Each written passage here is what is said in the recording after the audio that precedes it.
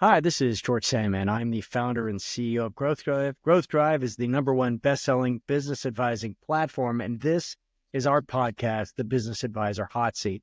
Now, in the hot seat, you're going to hear from industry leaders, thought leaders, your colleagues who are going to share tips, techniques, war stories about building a thriving advisory business based on delivering client wins. We're going to get into it. We'll get into it about the Growth Drive methodology, the Clarity software, what we see out in the world.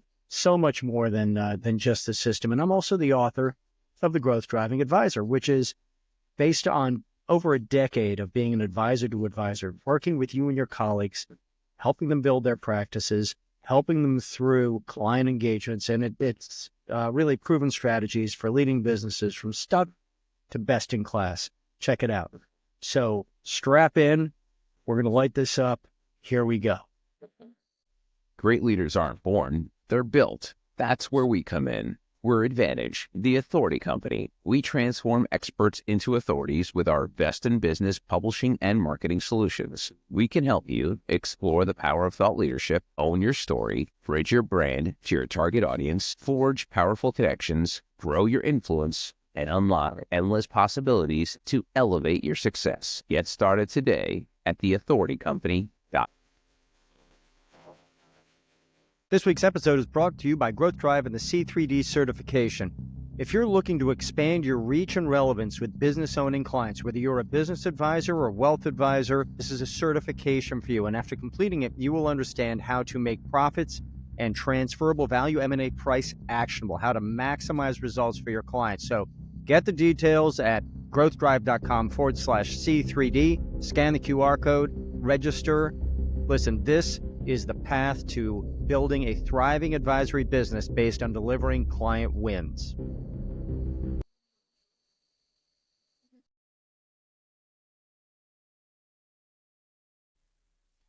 Hi, it's George, and welcome to this week's edition of the Business Advisor Hot Seat, Growth Drive's podcast. And I'm going to talk this week, rather than having a guest, I'm going to talk about what I call the crazy eights. What are the crazy eights? Okay, let's take a step back. Growth Drive's vision is to help $1 trillion of businesses increase strategic capacity in the 3 dimensions of business growth. What are the 3 dimensions of business growth? Well, they are predictable profits and cash flow, predictable sustainable growth, and predictable transferable business value. Now, inside each of those 3 dimensions, we define the world. We divide up a business, its operations, into 8 growth-driving objectives. And it turns out that I've been doing a lot of thinking about this, and the 8th growth-driving objective in each of the 3 dimensions of growth are so hard to get right that you kind of have to get everything else right in the dimension to really nail the 8th one. That's why I call it the crazy 8s, because if you can nail the 8th growth driving objective in each of these, and we'll go through them in a sec, then you will have really helped transform a client business. And CPAs out there, I was actually thinking about this in terms of you, your industry, and the challenges that face you guys as a profession. And you've heard me say it before, CPAs, if you want to differentiate your firm and blow up the world, you need to burn the boats. You've got to burn the boats. You have to stop doing what you're doing today and fundamentally change. And there are so few firms that are willing, they talk about changing and they talk about being business advisors, but they're not really doing it, right? A friend of mine got hired by a leading CPA firm, a name you guys would all recognize, got hired to come in and start their business advisory practice. And from pretty much the first week on, he got handed a stack of tax returns and said, okay, review these and we'll talk about that business advisory thing later. So that's not change. All right, but I digress. So the crazy 8s. I'm going to read you the 8 growth driving objectives in the first dimension, and then we're going to talk about the crazy 8 and why it's important. All right. So the 8 growth driving objectives are having an effective senior leadership team, ensuring that people are productive and loyal, right? That they're efficient with low turnover, that the business is generating a high percentage of recurring revenue, that the business is generating margins at or above the industry norm, that leadership is getting good numbers, right, to manage the business, financial and operating reports, financial and operating reports. It doesn't have to have a dollar sign to be important, right? That the business is using a scalable sales process, emphasis on process, and strong standard operating procedures, strong SOPs. And number 8, high customer satisfaction. The business is generating high customer satisfaction. All right. Why is high customer satisfaction a crazy 8? Because you can't just pull it out of a hat, right? You have to get everything else I just read right in order to be able to maximize customer satisfaction and to use it as a competitive tool. Now, the first dimension is simply, air quotes, predictable profits and cash flow. That's the launch pad for growth. That's the sine qua non, right, for growth. High customer satisfaction. How do we get there? Well, let's back it up. Operations, to create high customer satisfaction, operations has to be delivering on time and to spec, or ahead of time and above spec, right? They have to be doing a great job. The sales team needs to be telling the truth to the market, right? And so making correct promises on which operations can actually deliver. Now, those sound very simple.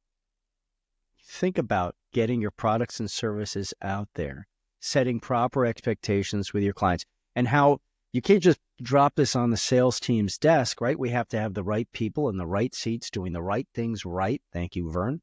That's people productive and loyal. We have to have an effective senior leadership team that has created a vision, a mission, a strategy to execute it. And even if you're simply trying to make the business easier to run, that is a strategic goal. That is an actionable goal, right? We have to have the right leaders. They may not have, well, we just have to have the right leaders. Now, what happens if we do get all of this right and we are delivering high customer satisfaction that we can leverage to, well, maybe you guys were taking notes, but how can you leverage customer satisfaction? Well, you can feed happy customers. You can have referral programs, right? You can create evangelists out there. Technical term, nothing religious. Evangelists who are helping you generate high recurring revenues. Perhaps you're delivering ahead of time and above spec, and you're able to start charging on value, or you're able to increase your prices because you are a premium provider. That contributes directly to margins. And to understand if all of this is happening, you better bet that in your flash report, your weekly business, what we call the business flow scorecard, you are gathering numbers on the sales pipeline, implied as velocity in the sales pipeline, right? Because that goes to revenues. We have tracking our customer satisfaction as a KPI. And by the way, customer satisfaction, I'm going to shift gears here. If you're watching this video, I'm going to get out of here and jump into clarity, our strategic capacity and business value analysis. I'm here in level 2. And let's just look at customer satisfaction. It has 5 key results, right? So 24 growth driving objectives, each of which have an average of 4.7 key results. This is an OKR based system. What do we need to have in place? What are the indicators that you're managing the business well using customer satisfaction? The business has a documented process to measure customer sat. The business routinely measures customer sat. So we have a process, and we do it, including a mix of surveys and customer interviews. You know, your net promoter score is great. It's important, right? But it is, you lean in, talk to your customers, talk to others, right? Talk to your suppliers, talk to your distributors, et cetera, but talk to your customers. Best practice is to have a measurement that's done routinely, that's up to date and applied to 80% of customers. At least offer them the opportunity, right? Number 3, the business has a documented process to collect customer ideas for improving products, services, and processes. All right, a documented process. The business regularly shares customer sat data internally and externally, right? And customer satisfaction data is routinely used to manage the business. It had better be a line item on your business flow scorecard that you're using in your weekly meetings. See the execution leadership business operating system. Oh. Customer satisfaction, creating high customer satisfaction and leveraging it, right? The business routinely measures customer sat and uses this information to manage and improve performance. What could we improve? I'm stuck for time. I could go on for the next hour about this. Okay, cool. So customer satisfaction, that's crazy 8, number 1. Imagine, I'm going to come back to you CPAs. Let me pick on you. Are your customers satisfied? I mean, they're maybe satisfied with their tax return, but are they really satisfied with you as an advisor? Are you meeting the needs that the market keeps telling you they want? They want you guys to lean forward. And firms are slowly coming around to fractional CFO services, but the standalone fractional CFO businesses out there are whipping your pants, right? I mean, they are out winning clients. They are taking clients away from you. And other service providers like, I don't know, financial advisors are acquiring, big financial advisory firms are acquiring CPA firms so that they can just add that. You want to talk about commoditized, they're just adding you guys as an enhancement to what our clients see as an actually valuable service, which is managing and maximizing their wealth. And so if all else fails, we'll whip the horse's eye. So let me stop there. All right. Well, now how about in the second dimension?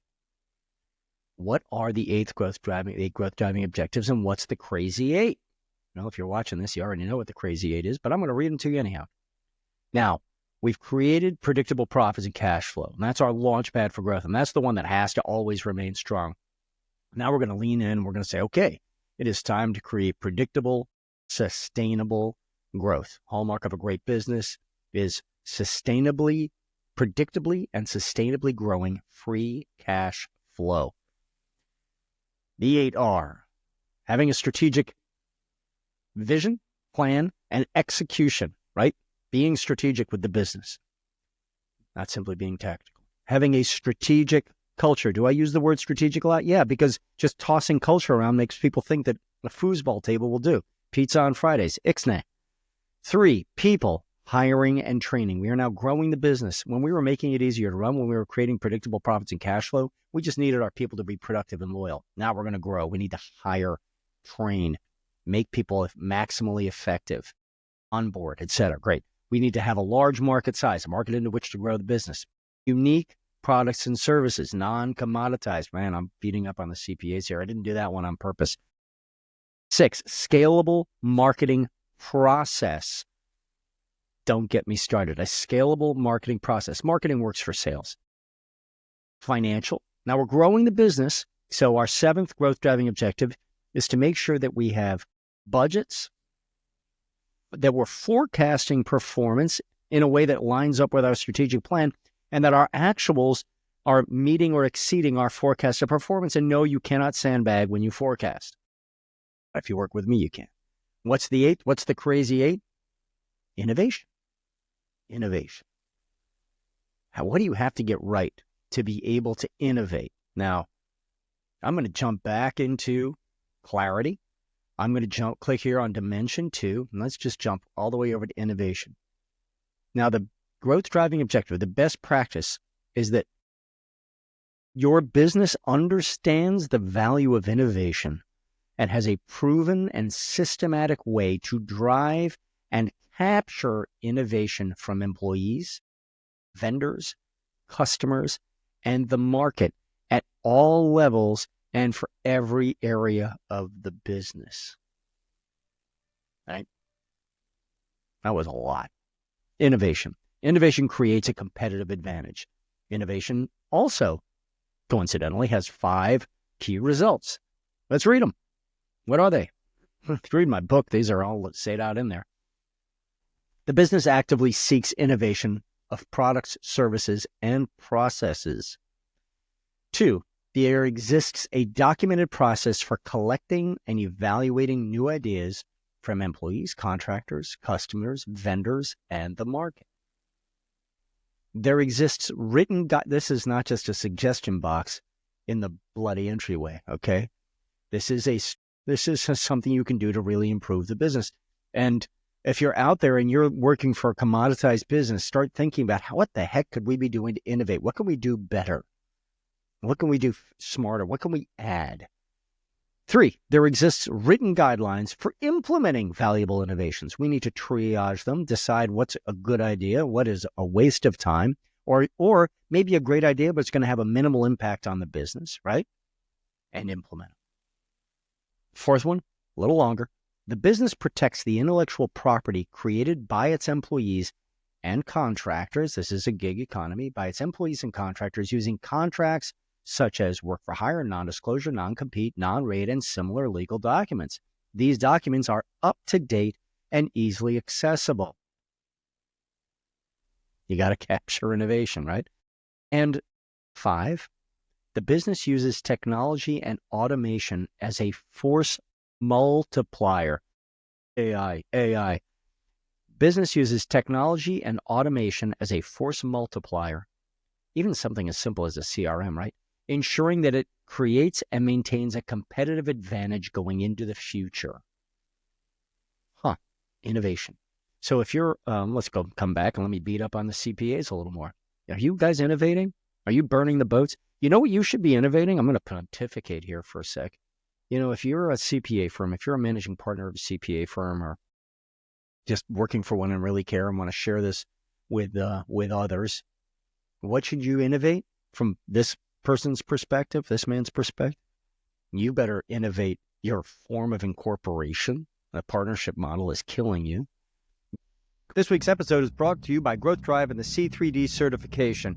If you're looking to expand your reach and relevance with business-owning clients, whether you're a business advisor or a wealth advisor, this is a certification for you. And after completing it, you will understand how to make profits and transferable value M&A price actionable, how to maximize results for your clients. So get the details at growthdrive.com/C3D, scan the QR code, register. Listen, this is the path to building a thriving advisory business based on delivering client wins. Great leaders aren't born, they're built. That's where we come in. We're Advantage, the authority company. We transform experts into authorities with our best in business publishing and marketing solutions. We can help you explore the power of thought leadership, own your story, bridge your brand to your target audience, forge powerful connections, grow your influence, and unlock endless possibilities to elevate your success. Get started today at theauthoritycompany.com. You might want to innovate what services you offer. You're going to have to innovate when it comes to compensation. You're going to have to innovate when it comes to whose bloody customer it is. Whose client is it? Oh, well, let me tell you, whose client is it? And people playing Who Moved My Cheese and saying that's my client, you can't touch them. Or if that has value on it, then you can't offer, because I'm a certified valuator, and if it says value, then you can't do it unless you talk to me. Come on now. That's not for the good of everyone. You're not moving anything forward, and you're certainly not helping your clients. All right, maybe I'm going a little too far, but what else could you innovate? Your product set, your service set, your pricing, everything, frankly. Burn the boats. And if you want to talk to me about innovation, please, I'll spend an hour with you kicking ideas around, vetting ideas. I'm happy to. Why do I pick on CPAs? Because I love you guys. You are the hardest working, smartest, most caring. You suffer from analysis paralysis by and large. We have CPAs that break out, women and men who just get tired of, frankly, dealing with the other CPAs and go out on their own, and they crush it. Our growth driver of the year this year is a former managing partner of a very well-known CPA firm who got forced out by the partnership. That's short-sighted because the guy's a stud. And is out in the world, having a good time.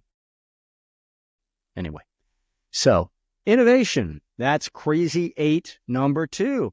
I may be the only person who's crazy here is me, but that's okay. Stay with me because we're going to get into the third dimension of growth: predictable, transferable business value. What price can we get? And just going to take a moment to talk about transferable value. There are really 2 dominant ways of extracting value from business. 3, the oil well. I'm just going to keep pumping cash out of this thing until it runs dry. Cool. 2, selling to a third party. Highest and best, most value you're going to get out of the business. And 3, internal transfer. Most transfers are internal transfers. Cool. That's a discounted cash flow issue, and we'll talk about that another day. Now, we're about to record that module in the C3D. Exciting stuff. Anyway, predictable, transferable value. Why transferable? Because if it isn't transferable, it doesn't mean anything, right? It's just a number on a piece of paper. It's bloody worthless. It's like a bad check. All right. What are the 8 growth driving objectives supporting? Now, these are cumulative, but they're also dimensions. So if you have created predictable profits and cash flow, and you have created predictable sustainable growth, and those are going strong, and you're growing at or above the market's rate, and this is great, you have created a more valuable business, right? But that doesn't mean you can sell it. Okay. Some other things we're going to need to do to be able to successfully complete due diligence, right? Due diligence is the hurdle we need to go through, trying to stay as sane as possible if we're going to sell the business to a third party. Due diligence is the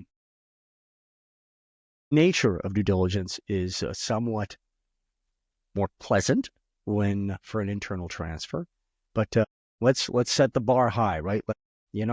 Let's train for the Olympics. Let's not train for a high school track meet. 8. First, strategic. There's that word again, strategic. Business story. You got to be able to tell the business's story in words and numbers in a way that an independent third party understands, buys into, and that creates confidence in the future. All right.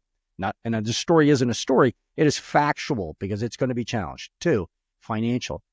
History of accurate and credible reports. You just read this as you've got to be able to survive, to crush an audit and a quality of earnings review. In fact, you better show up at the table with your own quality of earnings review. Legal, intellectual property, contracts, governance, litigation. There can't be any. 4, can you demonstrate that you have high growth compared to the market? This is where niching yourself in a credible way, bona fide, is so powerful. 5, large market share. This is a topic. There's another entire hour of talk there, but large market share. If you're beating the competition and you can prove it, that's going to give people, that you might be creating a platform company, etc. Broad customer base. Do you have 1 customer or 10,000? Which one do you think is better? A defensible market. Let's go back. Now, these are gears in the business engine. So defensible market, we can circle back to IP, to legal, but there are other ways to defend the market. And then what's our crazy 8? Some favorite one. Brand. Strong brand. Brand, George. What the heck are you talking about? Brand. Brand is the outward manifestation of culture. Brand is the outward manifestation of culture. Brand is how your customers value your business. Okay? Brand. Don't misunderstand it. Don't talk about brand equity or don't get me started. If you have a business, think about the 24 growth driving objectives. Think about having a business that has an effective senior leadership team. People are engaged. They stick around for a long time. The place is cranking out recurring revenues at margins above the industry rate. They're gathering information. They have a killer sales process. Operations is delivering. Customers are thrilled. They're operating on a strategic plan. They have a culture, a can-do, will-do culture. And they're able to acquire people, to attract the best of the best and make them, onboard them, make them productive quickly. There's a huge market for their services that are unique, that are differentiated, for which they're able to charge additional because of all the other, all of the other growth driving objectives. Marketing is bringing in qualified leads in a way that allows sales to convert them to dollars quickly. We've got budgets, forecasts, actuals. We're innovating. We're always evolving forward, always looking for new ideas, better ideas, not for the sake of ideas themselves, but because they improve the business. We have, we can tell our story. We've got all this other stuff together. We can defend our market. We have lots of customers. Does that business sound like it would have a good brand? Does it? Doesn't it? Yes, it does. Strong brand. And I'm going to shift gears and I'm going to pick on you CPAs again. It's not picking, guys. It's an opportunity. So, what CPA firms jump to mind? You get out a piece of paper, grab a pen, write this down. What CPA firms jump out at you when you think of the best out there? I have a favorite. I have a couple of favorites out there. Aprio in Atlanta, Barmenino out in LA. Eisner struggling with reinventing itself a little bit, but great firm with good leaders. And there are several others out there. I just listed 3, so I'm not exhaustive. But think about the brand of those firms with them. Okay, brand is our crazy 8 for the third dimension. So our crazy 8s, again, to recap, we have creating high customer satisfaction, identifying, capturing, and implementing innovation, and demonstrably having a strong brand. Crazy 8s. Now I'm going to jump into the clarity again, and let's talk about brand. Now, brand, we're only going to get into. It only has a couple of. We have 4 growth driving objectives.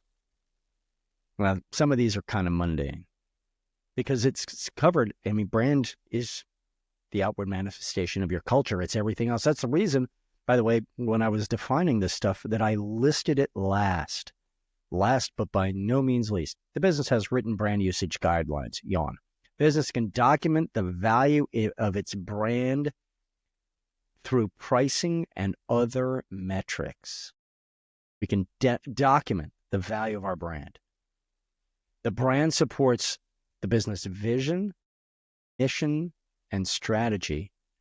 And we actively work on our brand promise. You know what a brand promise is? We actively work on our brand promise, which is an outward reflection of our strategic culture. Kids, right? We actively work on our brand promise, which is an outward reflection of our strategic culture.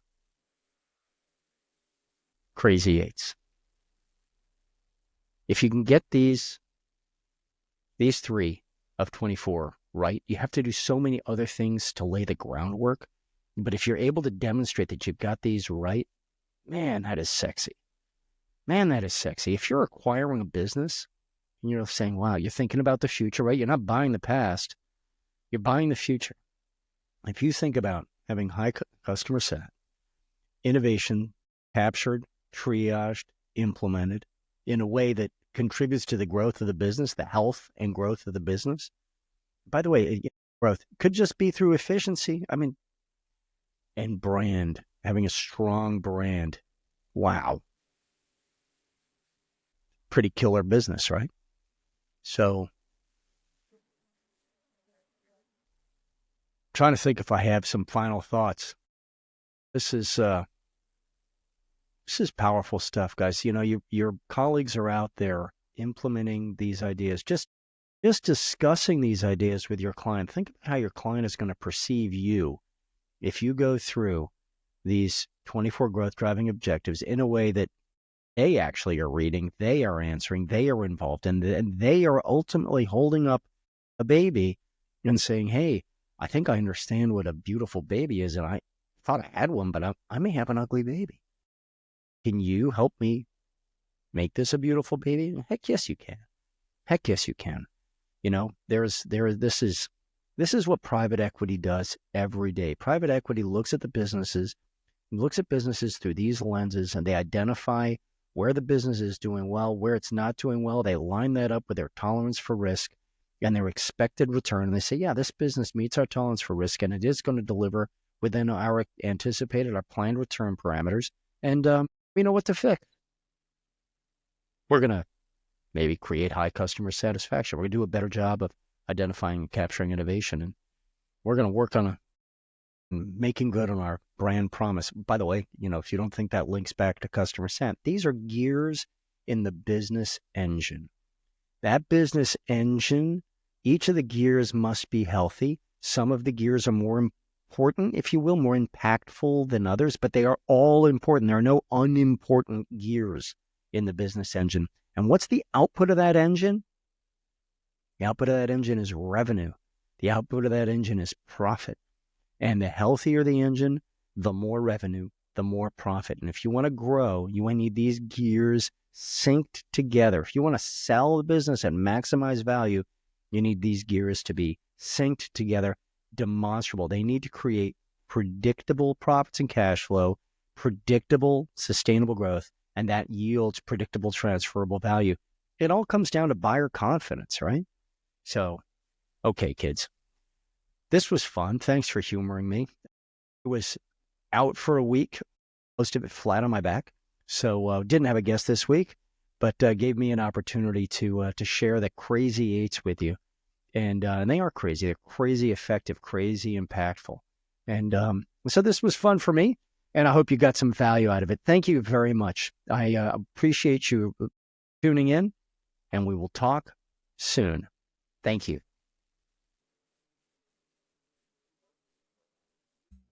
Hi, this is George. Thanks for listening.